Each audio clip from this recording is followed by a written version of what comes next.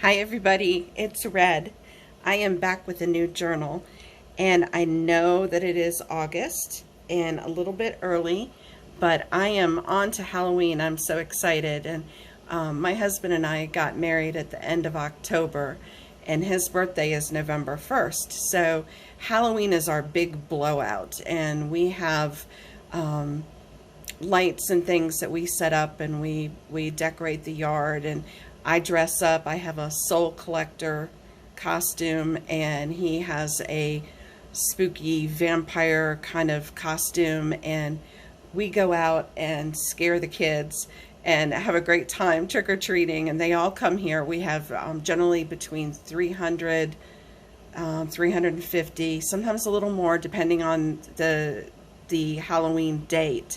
If it's towards a weekend, we have a bigger crowd, but we have hundreds of trick-or-treaters come, and they take their pictures with us, and it's just a blast. So Halloween is a big deal to us. We have a lot of fun with it, and I have already started planning Halloween, and I am working on my Halloween journal, so I hope that you like it. I'm going to move the camera just a tiny bit so it doesn't fall off here. There we go. This is a hardcover journal. I've created it with a lot of photo spots and all, so it's kind of flexible, but I wanted to make something that you could capture all of your Halloween memories in it. So it is, again, a hardcover.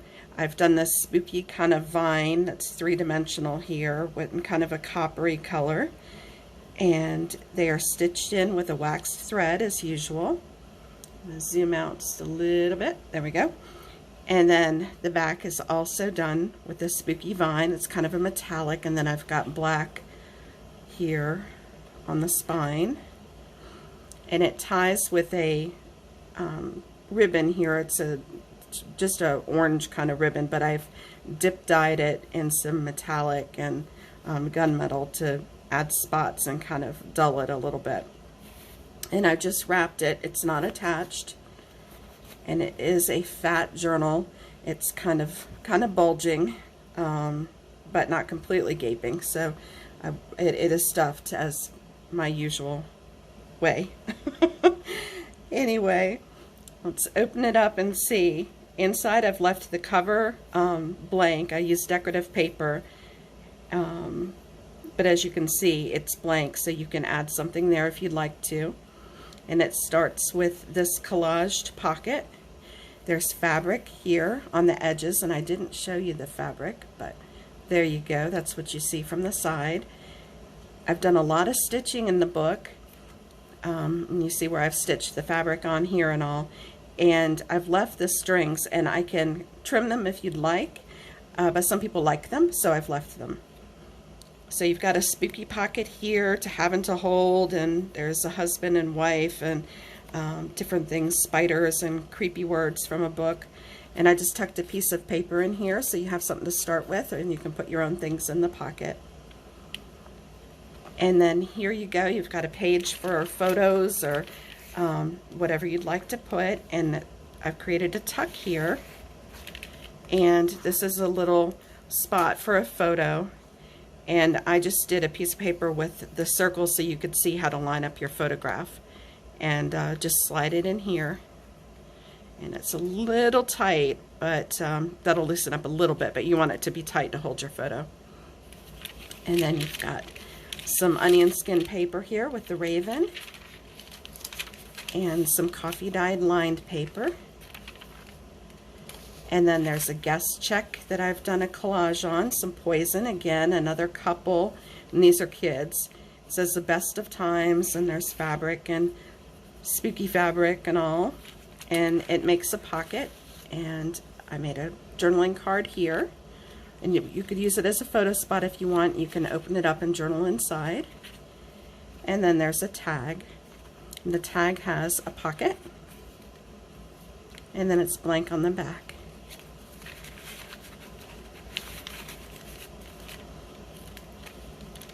And then, whoops, you've got two pockets here.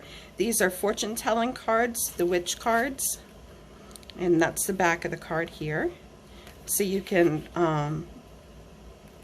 add paper and journal on them, add a photo, whatever you'd like to do.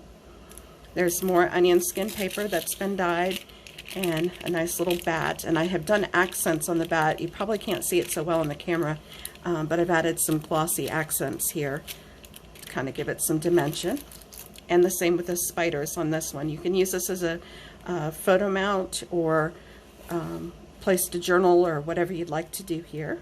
Lots of flexibility with this one. I've got an altered bingo card, journaling spot underneath it, and this is a pocket, and I put a cool picture in the pocket here. And then you've got a piece of paper. This is music score paper, and a accounts receivable. I always forget what this is called, ledger paper. I added a ribbon just in the holes here, and boo, and I left the strings long. And again, they can be trimmed. You can make a bow. You can use them as a bookmark, however you'd like to do that. But I wanted to leave them so that it was flexible for whoever chose it. And then you've got fabric trim here. This is vintage fabric. It was from a shawl, and I just created a pocket here. And then you've got a flip on this page with a quote from Shakespeare. And I stitched that on there too. Dyed onion skin paper. You've got a cute little pocket. It's a bag, a treat bag, and it's paper clips so you can take it out. And then you've got plain paper underneath. Fabric trim again. Then I made a little book here. So you've got a latch with this little bug, steampunk kind of bug here. Just twist it around. You've got the spooky girls over printed paper. Kind of creep them up even more. And open it up, and you've got a pocket on this side with Annabelle Lee printed out. And then I made a little notepad here. And this is stitched in. The paper clip isn't needed. The paper clip just goes to the bag here. So it's all stitched in. A little scorpion down at the bottom. And then you've got lined paper here with fabric trim. And there's a book page from Hansel and Gretel. And then you've got another bag here for whatever goodies you'd like to keep, and a belly band with roses. And I stitched this together, these pages together, to make a pocket, and I left this blank. So it's a tabbed page, and you can add whatever you'd like to it. There is room to write here on lines. So journal on it, glue a picture, make a collage, whatever, draw, whatever you'd like to do. Gives you some options. And I'm doing this from standing as usual, so I can't reach anything. And then I've just made a little spider web here. I thought this would be a great place to mount a photo or something. Oh, sorry about that, hit the camera. And this guy is from a case of beer, but I really liked him, so I included him as a tuck. And I just added a altered flashcard here and a piece of paper that I just inked up a little bit. And then on this side you've got spider webs.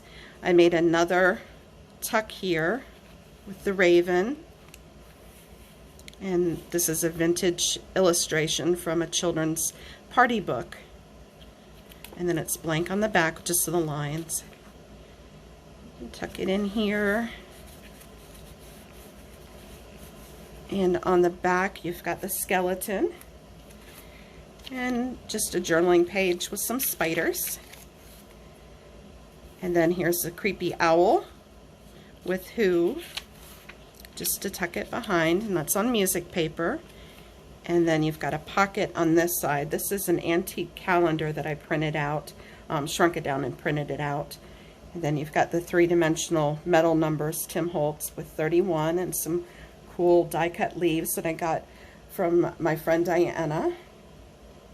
And this also from her. And I will include her link. I get lots of goodies from Diana. I love buying from Diana. And then there is a really cool old check from the Star Bank of North Carolina, and some paper. You can work with those however you'd like to do that. There's a fabric flip. I just had a lot of vintage fabrics and I created a little collage here. It flips up and I tuck some paper underneath, so you've got something to journal on or whatever you'd like to do, and a blank page underneath it. And there's a pocket on this side. This is velvet paper and it's got some lint on it, which I will get off, but I collected a lot of lint while I was putting this together. A little spider here and this cool old vintage print. And then this is one of the seed packets from Target, and it says In the Shadow of the Trees, and there's a witch die cut, and I've glued that in, and you can use the pocket for something. And then you've got lined paper, and this is a vintage postcard that I had, and I printed it in black, and I used one of these cool circular paper clips to hold it in. Some vintage fabric I found in an old barn. And then there's another glassine bag with a cool print and a bat and lined paper, and I tied this in a bow here, so you've got the strings in the middle of the signature. And then this is an upside down pocket and a picture of Baphomet, and I've said this in the in my listing, but if you'd like me to remove this picture and put something different, it's not going to hurt my feelings. I will change this out for you. Some people won't matter and some people it might, so I'll be happy to change that if you like. And then we've got a journaling card here that I created a pocket or a belly band from with the skeletons. And this is another vintage print that I had. I got that one on Etsy. I just cut it out as a circle so you could do something with it if you like. And we've got the raven here, skeletons, and then I made a little scene here with fear and some Tim Holtz items, the pictures, and cut out from, this is Martha Stewart paper. And then this is so you can mount photos or journal on or whatever you'd like to do. Just a little fold out here. And then I left the back with the lines so you could write on it if you want. These are recipe cards and a recipe tab that I repurposed. Then you've got a double pocket on this page, so you've got a journaling card here or a photo mount. And then you've got a card here. And the spider, and then this is another vintage print that I printed out and mounted. Another, this is from an anatomy book. And then you've got a nice little moth there, little witch.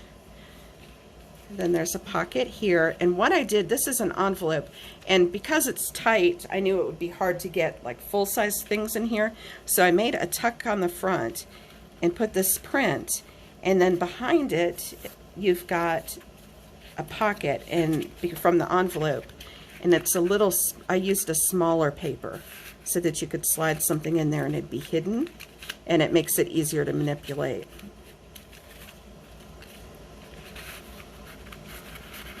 Him in.